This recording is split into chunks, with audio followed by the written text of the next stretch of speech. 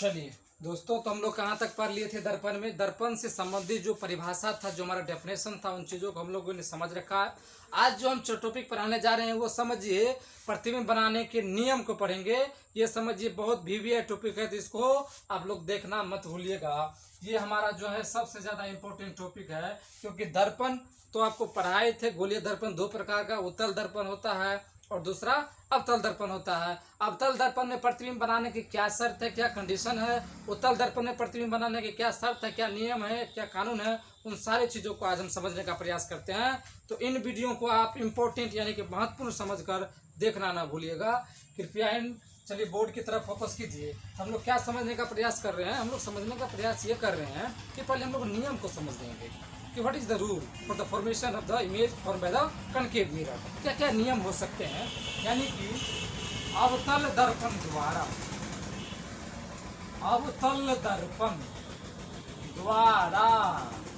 प्रतिबिंब बनाने के नियम।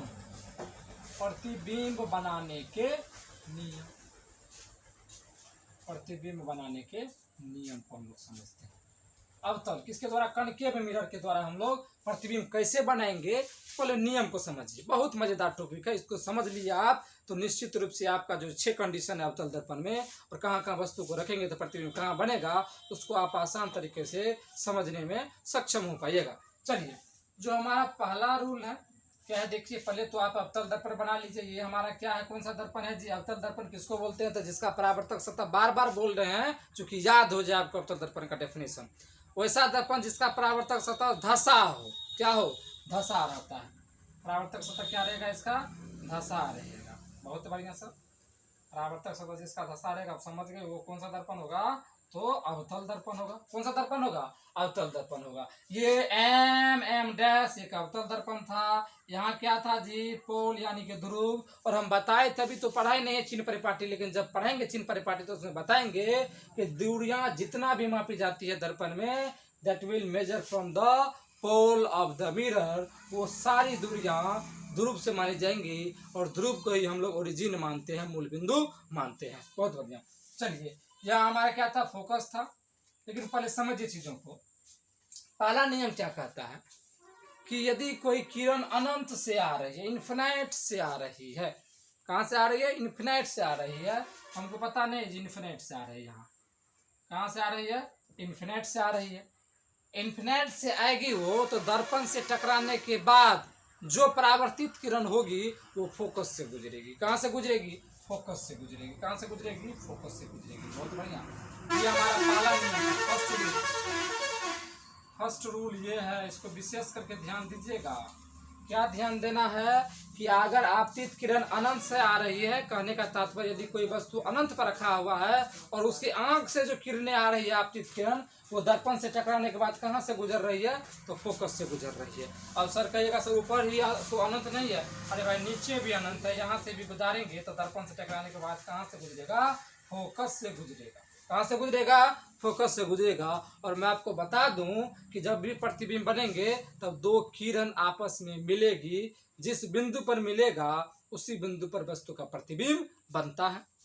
तो प्रतिबिंब बनने के लिए कम से कम दो किरण होना चाहिए। दो किरण करने का तात्पर्य वो परावर्तित किरण होगा, that will be the reflected ray. वो रिफ्लेक्टेड रे होगा। चलिए, दूसरा नियम क्या है सर?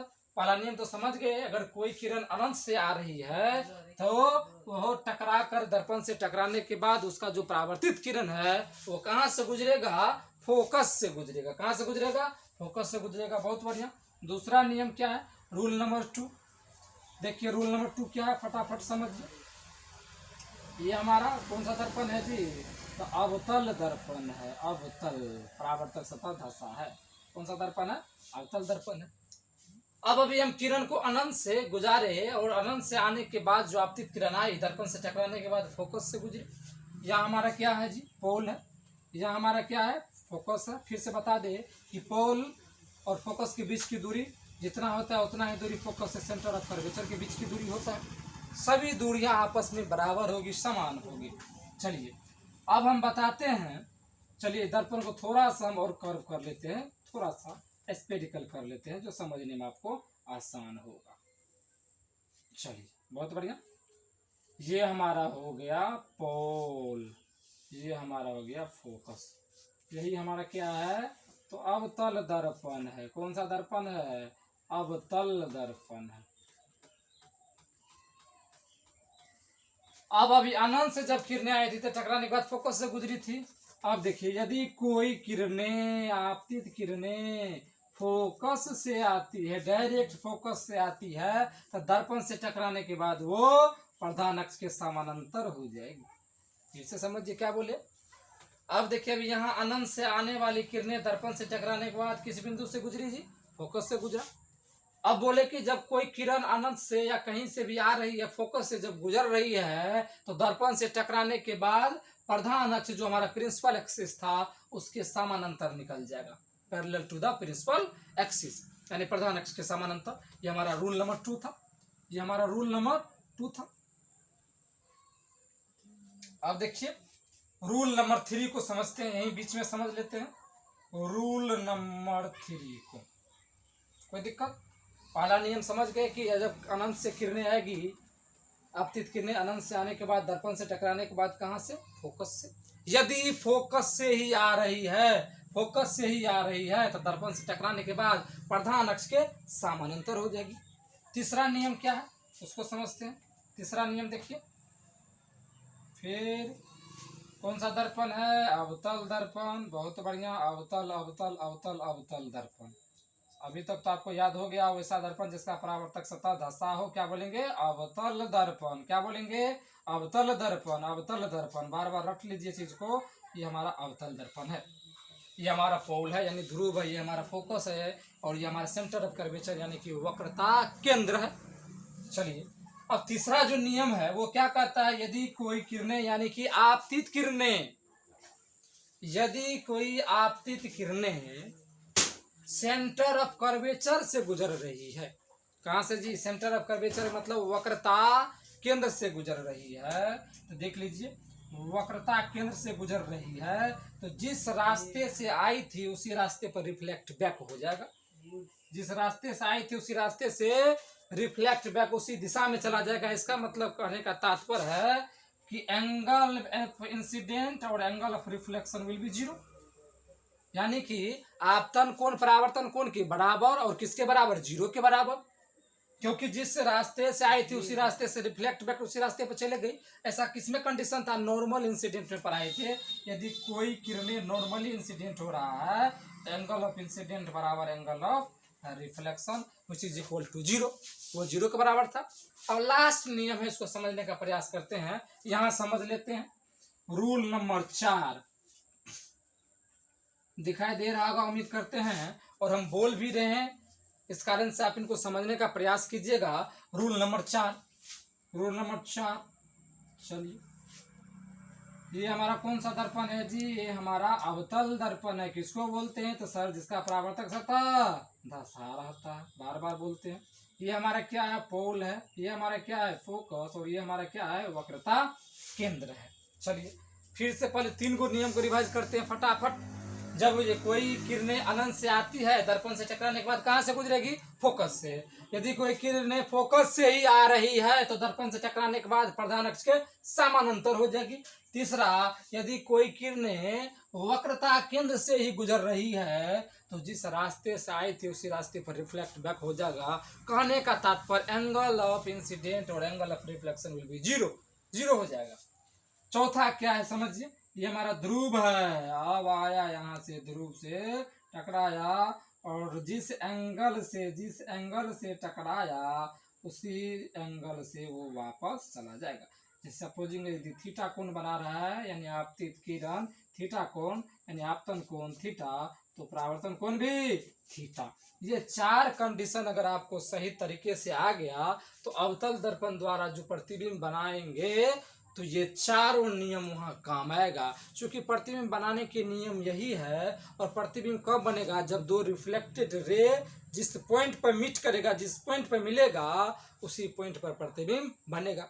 फिर प्रतिबिंब की प्रकृति को पढ़ेंगे, बड़ा होगा, छोटा होगा, आभासी होगा, काल्पनिक होगा, इन सारे चीजों को अब इससे आगे पढ़ेंगे। लेकिन पहले 4 नियम को आप लोग फिर से समझिए। दिक्कत होता है तो कमेंट कीजिए और पूरा बढ़िया से इसको नोटबुक बनाकर उतार लीजिए, क्योंकि इस 4 नियम से ही हम जो प्रतिबिंब बनाएंगे वो चारों नियम का अनुपालन करते हुए प्रतिबिंब बनाने का काम करेंगे। तो फिलहाल वीडियो को पॉज कीजिए, इन सारे चित्रों के माध्यम से उतारने का प्रयास कीजिए और समझिए। अगर बोलिएगा थोड़ा हम हिंट के लिए लिख भी देते हैं। यदि अनंत से आती है, अनंत से आने के बाद किरणें दर्पण से टकराने के बाद, वैसे तो आप लोग समझ गए होंगे टकराने के बाद कहाँ से गुजरेगी, फोकस से गुजरेगी। कहाँ से गुजरेगी, फोकस से गुजरेगी। कहाँ से गुजरेगी, फोकस से गुजरेगी। चलिए पहला नियम लिखने की कोई आवश्यकता हालांकि है नहीं, फिर भी मैं आपके थोड़ा सा बेटर अंडरस्टैंडिंग के लिए लिख देते हैं। अब देखिए किरण, जब किरणें कहाँ से फोकस से, जब किरणें फोकस से गुजरती है, कहाँ से गुजर रही है, फोकस से गुजरती है, फोकस से गुजरती है, गुजरने दो, गुजरती है तो क्या होगा, दर्पण से परावर्तन के बाद, दर्पण से परावर्तन के बाद कहाँ से क्या होता है, प्रधान अक्ष के समानांतर हो जाता है, प्रधान अक्ष के समानांतर, प्रधान अक्ष से क्या हो जाता है जी, समानांतर हो जाता है। बहुत बढ़िया। इसमें क्या था, सेंटर ऑफ कर्वेचर से यानी वक्ता त्रिज्या से आया, वक्ता त्रिज्या पर चला गया, यानी कि जिस एंगल पे आया उसी एंगल पर चला गया। जिस रे जो हमारा यहाँ इंसिडेंट रे होगा, यानी जो आपतित किरण होगा वही हमारा क्या होगा, परावर्तित किरण होगा। चलिए लिखने की कोई आवश्यकता नहीं, यहाँ समझिए, यहाँ पोल से यानी ध्रुव से जिस कोण से या उसी कोण से टकराकर रिफ्लेक्ट बैक हो गया। तो ये 4 नियम है बेसिकली, जिसके थ्रू हम लोग इमेज बनाने में एबल हो पाते हैं, यानी कि सक्षम हो पाते हैं और बेटर अंडरस्टैंडिंग के साथ हम लोग समझ पाते हैं। ओके, तो तब तक वीडियो को पॉज कीजिए, उतारने का प्रयास कीजिए आप लोग। चलिए दोस्तों, हम लोग क्या करते हैं, ये सारी चीज़ों को पढ़ने के बाद नेक्स्ट वीडियो जो हमारा बनेगा वो अवतल दर्पण द्वारा जो प्रतिबिंब बनाने के नियम होंगे, इन सारे नियमों का अनुपालन करते हुए 6 कंडीशन पढ़ेंगे कि वस्तु को कहाँ रखेंगे तो वस्तु का प्रतिबिंब कहाँ बनेगा। और बहुत मजा आने वाला है जब हम लोग प्रतिबिंब बनाएंगे और कहाँ बनेगा, प्रकृति क्या होगा, इन सारी चीज़ों को नेक्स्ट लेक्चर में देखेंगे। तब तक के लिए बाय और मिलते हैं फिर नेक्स्ट वीडियो लेक्चर में।